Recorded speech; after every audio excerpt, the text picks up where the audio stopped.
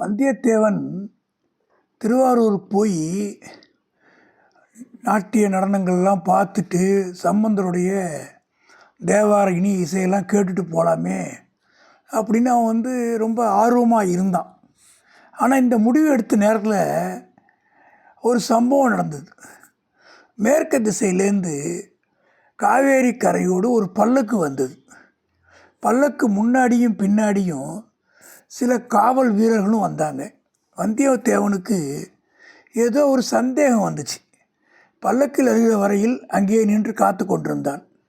அவன் நினைத்தபடியே இருந்துச்சு. பல்லக்க மூடியிருந்த வெண்திரையில் பனைமரத்தின் இலச்சினைனா ஒரு அடையாளம் சித்திரம் காணப்பட்டது.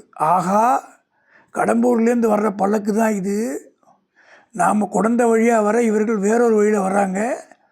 ஆனால் பழுவேற்றையை தான் காணும். சரி, அவர் வேறு வேலையை ஏதாவது வெளியே தங்கிட்டார் போட்டிருக்கு. பல்லக்கு தஞ்சாவூர் இருந்த தென் திசை நோக்கி திரும்பிச்சு. வந்தியத்தேவனும் திருவாயூரில் தங்குற இடத்தை விட்டுட்டான். அந்த பல்லக்கை தொடர்ந்து கொஞ்சம் போனால் ஏதாவது ஒரு நல்ல சந்தர்ப்பம் கிடைக்கலாம். பல்லக்க சுமப்பொருள் அதை கீழே வைக்கலாம். ஏதோன்னு ஒரு காரணத்துக்காக இளவரசர் மதுராந்தகர் வெளிப்பட்டு வரலாம். அச்சமயம் அவருடன் பழக்கம் ஏற்படுத்திக்கிட்டா தஞ்சாவூர் கோட்டைக்குள்ளே பிரவேசிக்கிறது ஈஸியாக இருக்கும், சக்கரவர்த்தியை பார்க்குறதுக்கு உபயோகமாக இருக்கும்னு கணக்கு போட்டான். அதுக்கு தகுந்த மாதிரி ஏதாவது கொஞ்சம் பேசி வேஷம் போட்டால் போகுது. தந்திர மந்திரங்கள் கையாள விட்டால் எடுத்த காரியத்தை எப்படி முடிக்கிறது அப்படின்னு நினச்சான்.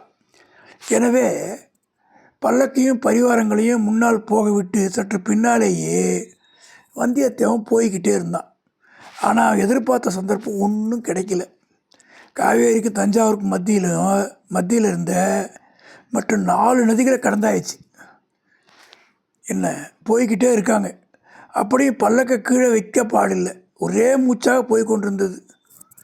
அதோ சற்று தூரத்தில் தஞ்சாவூர் கோட்டை மதிலும் வாசலும் தெரிய தொடங்கி விட்டன. கோட்டைக்குள்ளே பல்லக்கு போயிடல, அப்புறம் அவன் என்ன கைகூட போவதில்லை. அதற்குள் தைரியமாகவும் துணிச்சலாகவும் ஏதாவது ஒன்று செய்யணும். இப்போ ஏதாவது ஒன்று நம்ம பண்ண போய் என்ன நம்ம காரியம் நடக்கணும், அந்த மதுராந்தக தேவரை பார்க்குறதுக்கான ஒரு வாய்ப்பு கிடைக்கணும் அப்படின்னு நினச்சிக்கிட்டு என்ன தான் வந்துடும், தலையாக போயிடும், அப்படி போனால் தான் போட்டோம் அப்படின்னு எடுத்த காரியத்தை முடிக்காமல் உயிரோடு திரும்பி போகிறதுல என்ன லாபம்? அதான் கர்ம வீரர்னு பேர். வினைத்திற்பம் எய்திய கண்ணும் அப்படின்னுவார். வினைத்திற்பம் வேண்டாரை வேண்டாத உலகு.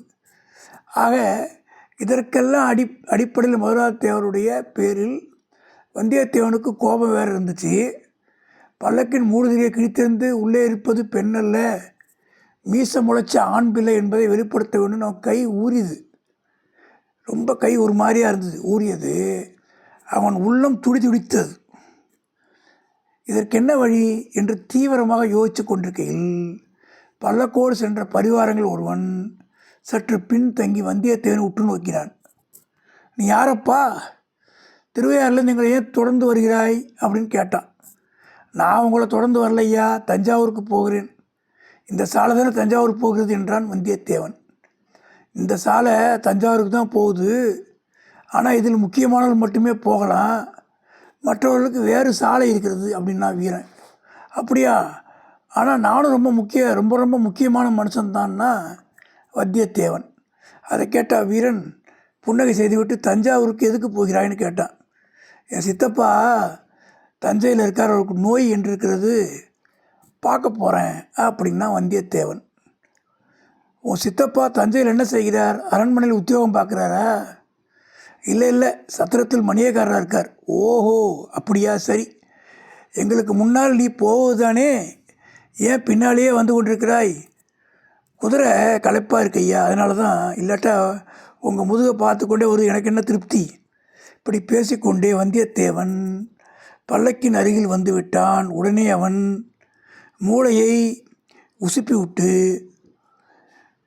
அதாவது ஒரு உபாயம் அவன் மைண்டில் வந்துச்சு. குதிரையை கால்களால் அமுக்கி தூக்கியவர்கள் பேரில் விட்டடித்தான். ஒரே அடி இடித்தான். அவர்கள் பயத்துடன் திரும்பி பார்த்தார்கள். வந்தியத்தேவன் உடனே மகாராஜா மகாராஜான்னு பல்லக்கு தூக்கும் என்னுடைய குதிரை இடிக்கிறாங்க ஐயா அப்படின்னு கத்தினான். பல்லக்கை மூடி இருந்த திரை சலசலத்தது.